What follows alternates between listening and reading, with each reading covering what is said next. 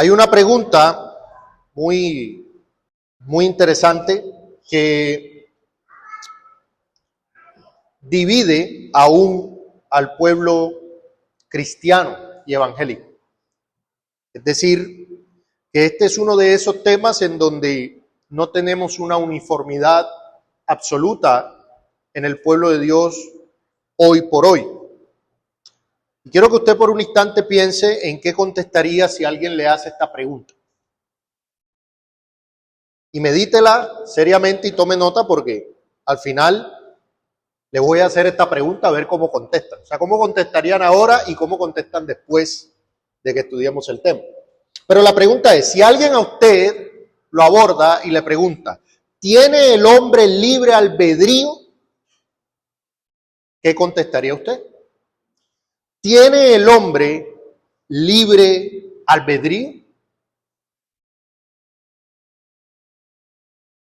Ese es el tema que vamos a estar estudiando en esta mañana. Esperemos que el Señor nos ayude para poder entender a qué nos referimos, porque si el tema fuera fácil, hermanos, si el tema fuera fácil, pues no tuviéramos tanto desacuerdo dentro del mismo pueblo cristiano. Hay asuntos, matices, distinciones que hay que revisar y que es donde muchos hermanos suelen complicarse o suelen perderse. Hermanos, imagínense un navegante a mar abierto que tiene una brújula, pero no es una brújula cualquiera, es una brújula de oro finísimo. Es una obra maestra de la ingeniería, esa brújula. Una brújula exacta, ¿sí? Es una brújula que funciona de manera perfecta en aguas tranquilas, con la luz del sol.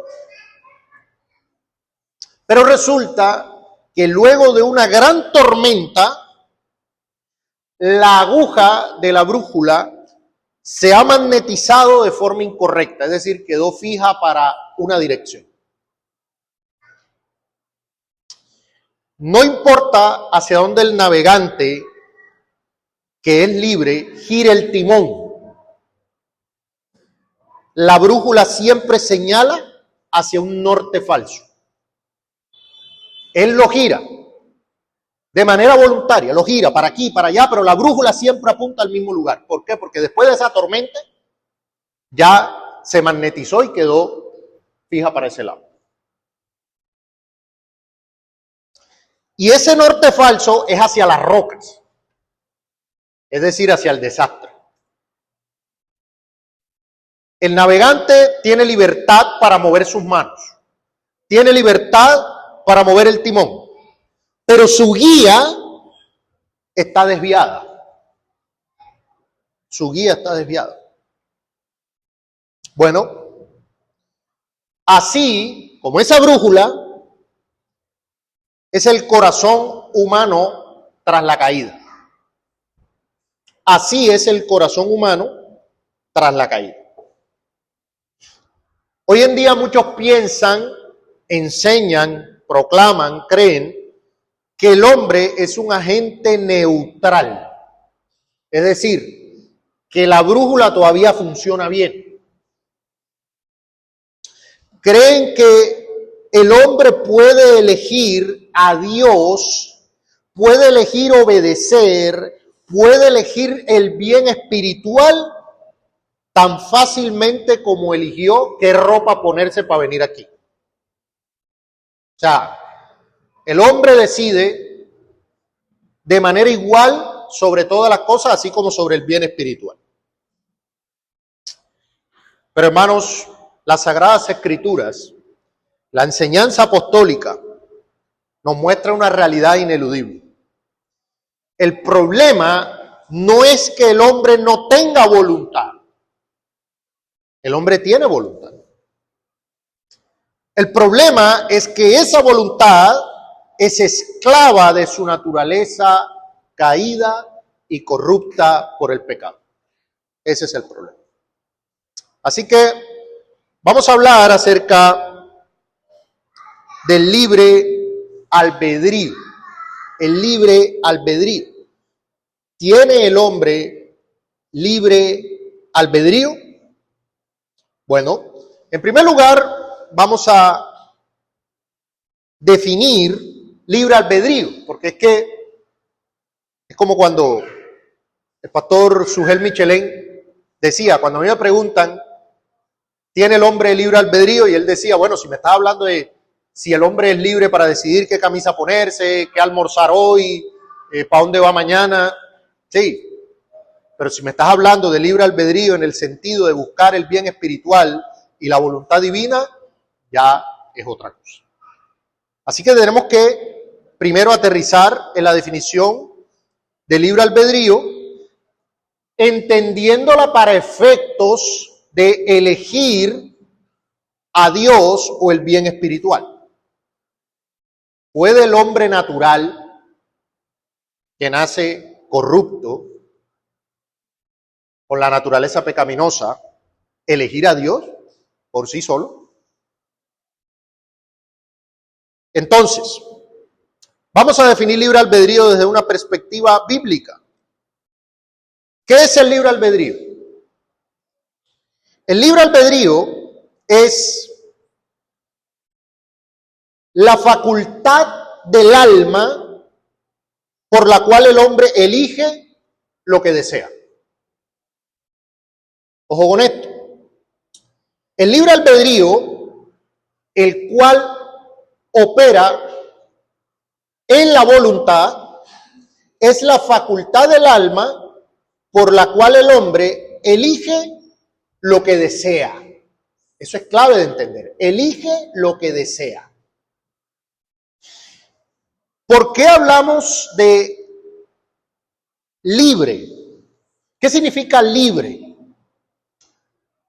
Para aquellos que atacan la posición reformada o calvinista, libertad implica autonomía de Dios.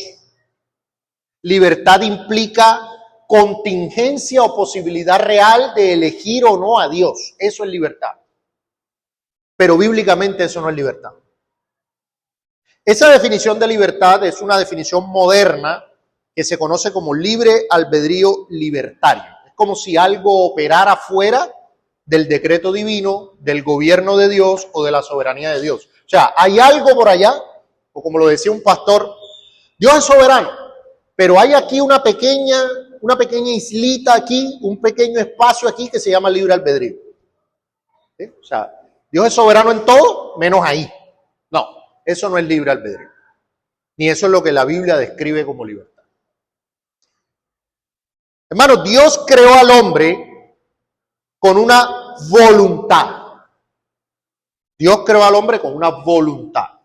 La voluntad es una facultad del alma. Es esa facultad del alma que hace que el hombre desee, anhele y decida. Esa es la voluntad. Usted toma decisiones porque usted tiene una voluntad. Y Dios creó al hombre con una voluntad. ¿Y qué significa entonces que la voluntad es libre en un sentido? Que cuando Dios creó al hombre con esta voluntad no está forzada ni obligada por fuerzas externas a hacer una cosa o la otra. El hombre elige voluntariamente. Permítame ponerle un ejemplo. Usted toma decisiones. Lo que usted decide, sea bueno o sea malo, usted lo decidió libremente. ¿Me hago entender? O sea, el hecho de que usted decida mal no quiere decir que usted no era libre. Usted no lo obligaron a hacer eso. Usted decide libremente. No está coaccionado por una fuerza externa. Ahora bien, si usted le ponen una pistola en la cabeza y le dicen que haga algo, ya usted hace eso, pero eso no es libre. porque hay una fuerza externa que lo obligó, que lo coaccionó. Entonces ya eso no es libertad. Entonces Dios creó al hombre con una voluntad libre en el sentido que él hace lo que quiere sin coacción externa. Por eso hablamos de libre albedrío. El hombre tiene libre albedrío en el sentido que no hay fuerza externa o coacción que haga que él haga una cosa o la otra. El hombre hace lo que quiere hacer. Pero hace lo malo. Eso lo vemos ahora. Centrémonos primero en que el hombre hace lo que quiere hacer porque Dios le dotó de la voluntad. La cuestión es que este libre albedrío o esta capacidad, esta voluntad que Dios le dio al hombre, pasa por 4 estadios a lo largo de la historia de la redención. Y aquí es donde ya empieza a complicarse un poco la cosa. Porque es que las personas piensan que el hombre tiene el libre albedrío intacto tal como fue creado. Pero no pasa así. El libre albedrío sufre cambios a medida que avanza la historia de la redención. El primer estadio es el estado de inocencia, que es como fueron creados Adán y Eva. El hombre podía querer el bien. Ojo con esto. El hombre podía querer el bien, pero era mutable, es decir, podía caer. En segundo lugar está el estado del hombre en pecado, que es a partir de la caída. El hombre ha perdido toda la capacidad de querer cualquier bien espiritual que acompañe la salvación. Esto es importante, ojo. No ha perdido la voluntad de querer. No ha perdido la capacidad de querer. No ha perdido la voluntad. No es un robot, no es un autómata. ¿Sí? El hombre sigue teniendo voluntad, sigue decidiendo, queriendo cosas. Y lo hace libremente porque no hay coacción externa. Pero lo que perdió con la caída es la capacidad de querer el bien espiritual. Buscar a Dios, buscar la salvación, prepararse para la salvación, perdió toda capacidad de eso. ¿Sí? En la ilustración que poníamos al principio, la brújula se dañó. Entonces él sigue queriendo, sigue deseando, sigue tomando decisiones, pero todas son conforme a la naturaleza que tiene ahora, que es una naturaleza pecaminosa. Luego tenemos el estado de gracia, el creyente.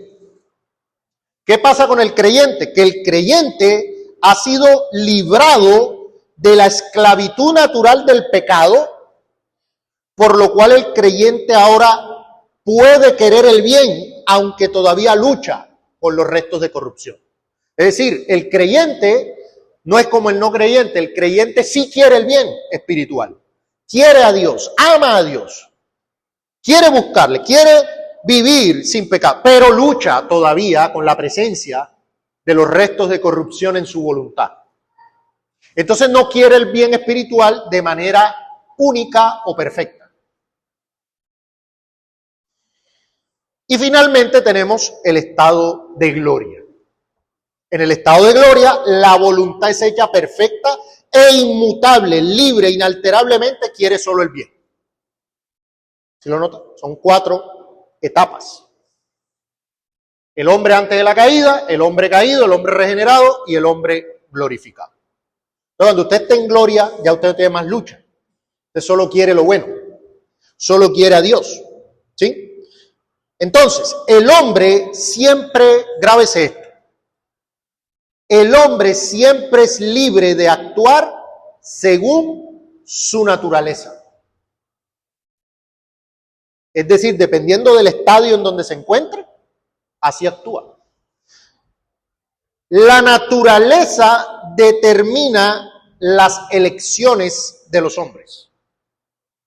La naturaleza determina las elecciones de los hombres. Decía Agustín de Hipona, la voluntad es libre, pero no liberada. La voluntad es libre, pero no liberada. Yo le colocaba el domingo anterior una ilustración a unas hermanas. El libre albedrío es que el hombre hace lo que quiere hacer, pero conforme a su naturaleza. El libre albedrío no significa que el hombre puede querer lo que no quiere. ¿Se entiende? No puede querer lo que no quiere. No puede querer lo que no es conforme a su naturaleza. No tiene esa libertad. Hay quienes dicen que el hombre, siendo pecador, corrupto, teniendo una raíz pecaminosa, puede querer lo bueno. A Dios, la salvación, las cosas del Señor. No, el hombre no tiene esa capacidad. Y yo les ponía una ilustración. Es como un lobo. Imagínense un lobo. ¿El lobo puede comer hierba? ¿El lobo puede comer hierba? Físicamente podría. Tiene boca, la hierba está ahí, se la podría tragar. Físicamente podría. Pero la pregunta es, ¿el lobo comerá hierba? No. ¿Por qué? Porque no quiere. ¿Y por qué no quiere? Porque es un lobo. Su naturaleza es comer ¿qué? Carne. Entonces, aquí la ilustración es que el lobo no puede libremente desear comer hierba. No puede. No puede porque su naturaleza es de lobo. Así que él siempre querrá, anhelará y decidirá comer carne. Porque esa es su naturaleza. De la misma manera, el hombre caído, el hombre corrupto en pecado, siempre querrá, decidirá y anhelará por el pecado, por lo que es contrario a la voluntad divina. ¿Se entiende? Entonces, libre albedrío, no, libre albedrío totalmente contingente, ¿no? El hombre puede querer ser lo que no es, ¿no? No, imposible. El hombre es lo que es. Sus decisiones están determinadas por su naturaleza. Lo que hace está determinado por quién es. Entonces, pero entonces quiere decir que el hombre es un robot. No, hermano. El hombre libremente decide hacer lo que quiere hacer. ¿Por qué? Porque no hay nada de afuera que lo obligue, lo coaccione, lo amenace, lo manipule para hacer algo. Vuelvo y le repito. Usted quiere hacer una cosa, pero alguien le pone un revólver y le dice, no lo haga, bueno, ya usted no es libre. Pero si usted hace una cosa porque le nació hacerlo, porque quiere hacerlo, pues usted es libre. No, no soy libre porque fui determinado por mi deseo. No, eso no es lo que enseña la Biblia. ¿Sí? Tampoco hay alguna necesidad de la naturaleza que haga que el hombre hace lo que hace. Ojo con esto, cuando hablo de necesidad de la naturaleza, estoy hablando de algo así como que un cuerpo cae por la ley de la gravedad. O sea, obligatoriamente por la ley de la gravedad el cuerpo cae. ¿Sí? Entonces, habían movimientos paganos en tiempos apostólicos y posteriores que enseñaban este tipo de cosas. No, el hombre hace lo que hace porque hay una ley en los astros, hay una ley determinista que hace que el hombre no se pueda escapar de ese destino. Estaban los estoicos, estaban los maniqueos. ¿Por qué el estoico se sentaba tranquilo viendo una tragedia? No, porque hay una ley que se sale de mis manos y que yo no puedo hacer nada. No, eso no es lo que nosotros vemos en la Escritura. El hombre es responsable. ¿Sí? Hay una ley natural. Es que como hay un eclipse, yo iba a matar a esa persona. Entonces, no funciona así. No hay nada natural. Una ley que haga que el hombre haga lo que hace. La voluntad no es forzada de afuera, pero actúa conforme a su naturaleza e inclinación. Ahí sí no hay nada que hacer. El hombre actúa conforme a su naturaleza. A ver, el fuego quema. ¿Por qué? Porque fuego, porque su naturaleza es quemar. Entonces el fuego siempre va a quemar. Bueno, de la misma manera, un corazón no regenerado necesariamente se inclina al pecado. No porque alguien lo empuje, no porque hay una ley natural, sino porque esa es su condición. Mire, yo no sé si usted en primaria hizo esos experimentos, o tal vez después, usted cogía una hoja o un cartón y usted ponía un imán aquí y arriba ponía cosas metálicas. Usted cogía el imán y cuando usted mueve el imán, allá se movían los clavos, las cosas metálicas. Bueno, así como eso, la dirección de estos elementos está determinada por el imán. Bueno, así actúa la voluntad humana. Elige voluntariamente, pero según la naturaleza de la inclinación interna. Hacia donde se mueve o hacia donde se dirige el corazón, así son las decisiones. Hacia donde está orientado, alineado el corazón, así decide el hombre y así hace las cosas. No hay neutralidad cuando se está orientado al pecado. O sea, si el corazón está orientado al pecado, no hay neutralidad. Entonces hay algunos hoy que siguen diciendo que es que el hombre inclinado al pecado, el hombre malo por naturaleza, entonces se inclina a otra cosa. El lobo queriendo comer hierba.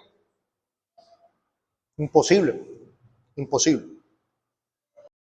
Cuando Dios da un nuevo corazón, cambia la inclinación interna.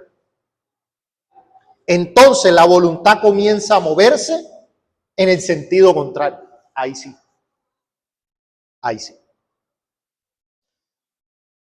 Hay un texto en Mateo, capítulo 17, que es muy ilustrativo al respecto, en Mateo 17, hablando acerca de Juan el Bautista, el Señor Jesucristo. Mateo 17. En Mateo 17, verso 12, nótese lo que dice el Señor. Vamos a leerlo desde el 11. Respondiendo Jesús les dijo: a la verdad, Elías viene primero y restaurará todas las cosas. Mas os digo que Elías ya vino, estaba hablando aquí de Juan el Bautista, y no le conocieron, sino que hicieron con él, ¿qué hicieron? Todo lo que fueron obligados a hacer, ¿qué hicieron? Todo lo que quisieron. Así también el Hijo del Hombre padecerá de ellos. Entonces esto es impresionante, hermano. Y es impresionante por lo siguiente. El Señor está diciendo que los judíos y los líderes de Israel hicieron con Juan lo que quisieron. O sea, nadie los obligó. Pero seguidamente el Señor dice: y el Hijo del Hombre, o sea, Él, padecerá también de ellos.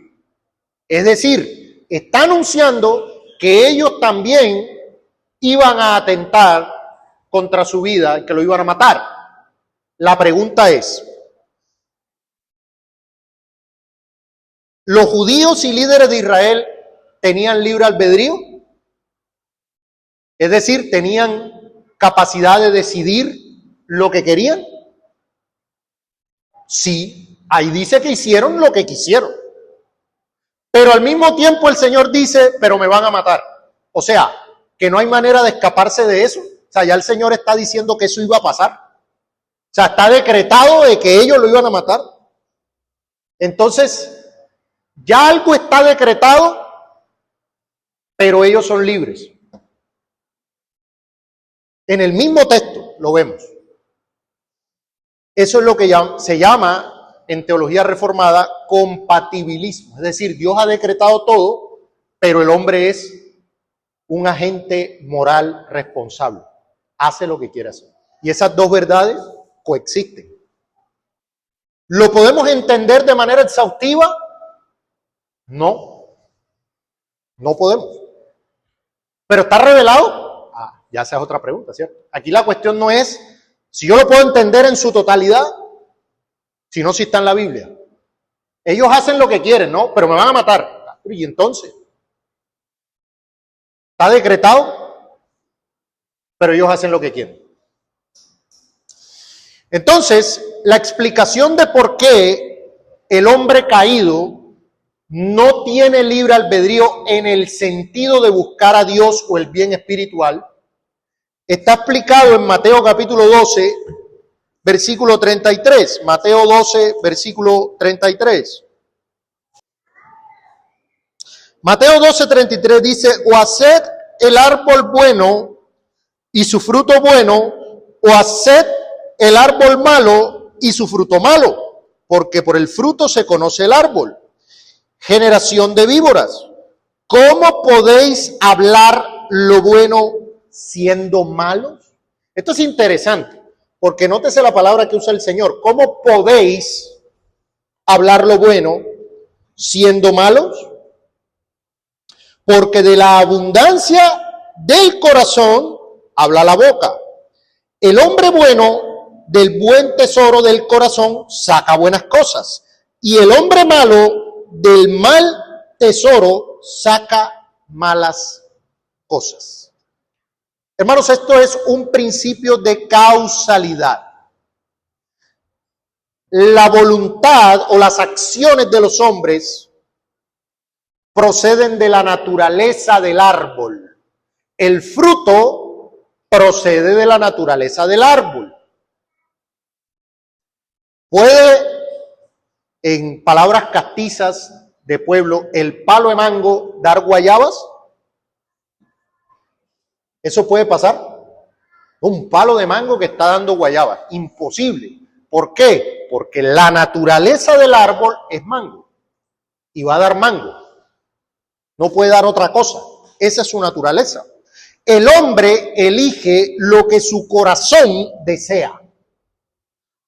El hombre acciona lo que su naturaleza le demanda. No es una fuerza externa que lo obliga a lo malo. Es su propio mal tesoro. Hay una frase muy famosa del pastor congregacionalista Jonathan Edwards acerca de la voluntad. Él decía, y cito, la voluntad es siempre como es el mayor dictamen del entendimiento. El hombre nunca elige contra su mayor deseo actual. Esto es clave, hermanos. Esta frase es absolutamente clave. Si usted entiende esta frase, ya la mayoría de esos debates del tema del libre albedrío, de la voluntad, usted queda claro. El hombre es libre, pero para hacer lo que su corazón desea hacer. Y si él es un hombre corrupto, pues no va a desear el bien espiritual. Así de sencillo. El hombre siempre elige según el mayor deseo del momento. El hombre siempre elige según el mayor deseo del momento. Cuando hablamos del libre albedrío en el hombre y lo entendemos como la libertad de decisión que consiste en actuar según la propia inclinación, el hombre tiene libre albedrío. Pero si usted por libre albedrío entiende que el hombre tiene la capacidad natural de elegir a Dios, de buscar el bien espiritual o de prepararse para su propia conversión, no. Absoluto y rotundo en el estado de pecado. En el estado de gracia, el creyente sí tiene la capacidad de buscar a Dios. Pero estamos hablando de que estas discusiones y estas conversaciones generalmente se refieren al hombre sin Cristo, al hombre natural, al no creyente. Las conversaciones generalmente son ahí. Eclesiastés 7:29 dice, aquí solamente esto he hallado, que Dios hizo al hombre recto, refiriéndose a la creación original. Pero ellos buscaron muchas perversiones, es decir, cayeron de su estado original. Dios creó una voluntad alineada con su santidad. Adán no tenía una inclinación intrínseca al mal, como el hombre caído. Pero su libertad era mutable. Es decir, no tenía una inclinación corrupta, no tenía una inclinación pecaminosa, pero sí tenía la potencialidad o capacidad de caer. Su caída no fue por falta de libertad, fue por un mal uso de la libertad que tenía. búsqueda de perversiones. Si él hubiera permanecido en su integridad, hubiera quedado en esa integridad si hubiera querido, pero esa voluntad era mudable. Ahora bien, respecto al hombre caído, al ser humano no creyente, vamos a Romanos capítulo 8. En Romanos capítulo 8, verso 7, yo quiero que usted preste atención a las palabras que usa el apóstol. Dice, por cuanto los designios, ¿qué son designios? Deseos. Por cuanto los deseos de la carne son ¿qué? ¿Qué dice el texto? Son enemistad contra Dios, porque no se sujetan a la ley de Dios. Y si dejáramos hasta ahí, bueno, listo. Los deseos de la carne no se sujetan a la ley de Dios. Pero ¿qué dice el apóstol? Ni tampoco pueden. No pueden. Es incapacidad. Verso 8. Y los que viven según la carne no pueden agradar a Dios. Pero hoy algunos hermanos, porque incluso son hermanos, dicen, no, sí puede. O sea, la Biblia dice, los designios de la carne no pueden sujetarse a la ley de Dios. No, sí pueden sujetarse, porque pueden arrepentirse y pueden creer y pueden buscarlo y pueden. Pero si la Biblia dice que no pueden, no, sí pueden. No, hermano, no podemos negar lo que dice la Sagrada Escritura. ¿Sí? No dice que el hombre no quiere solamente. Aunque es cierto que el hombre no quiere. ¿Pero por qué no quiere? No puede.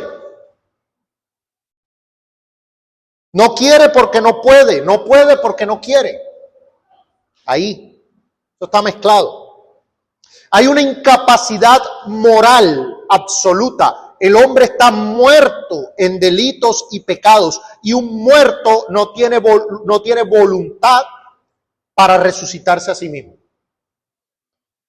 Usted vaya a un cementerio y háblele a los cadáveres y dígale que se levanten.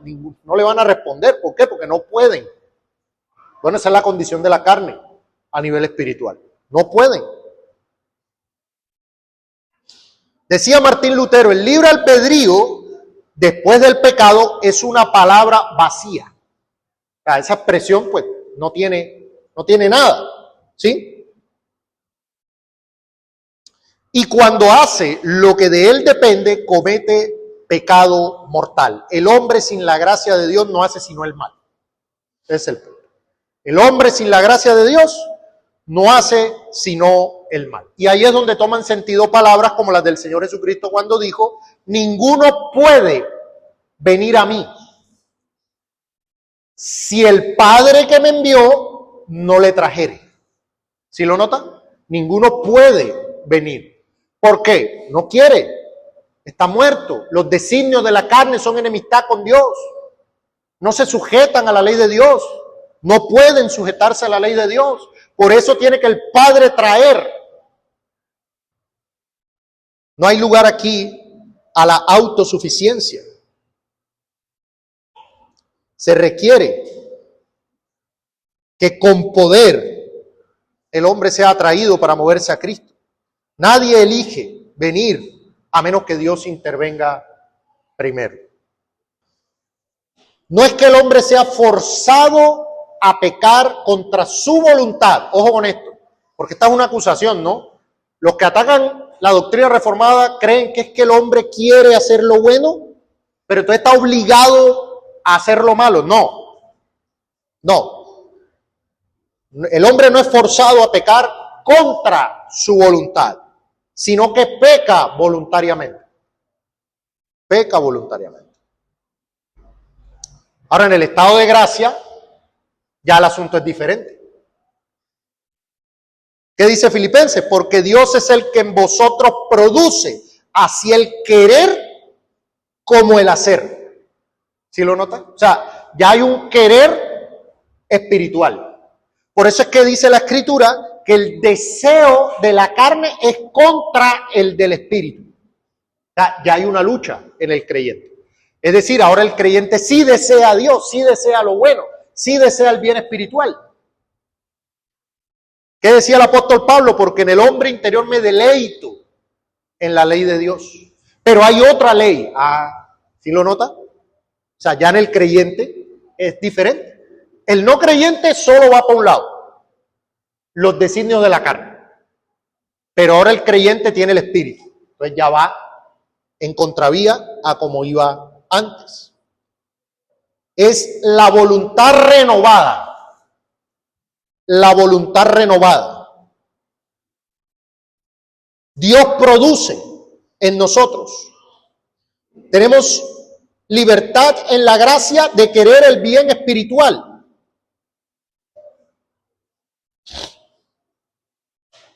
Decía John Owen, Dios no nos trata como troncos o piedras, o como dirían hoy, robots, sino que al renovar nuestra voluntad nos hace querer libremente lo que antes odiábamos. Es diferente, no es que Él opera como un titiritero, no. La voluntad es renovada y eso hace que uno libremente quiera ahora lo bueno. Es diferente. Pablo lo decía, ¿no? Romanos 7:18, yo sé que en mí, esto es en mi carne, no mora el bien, porque el querer el bien está en mí. ¿Sí lo nota?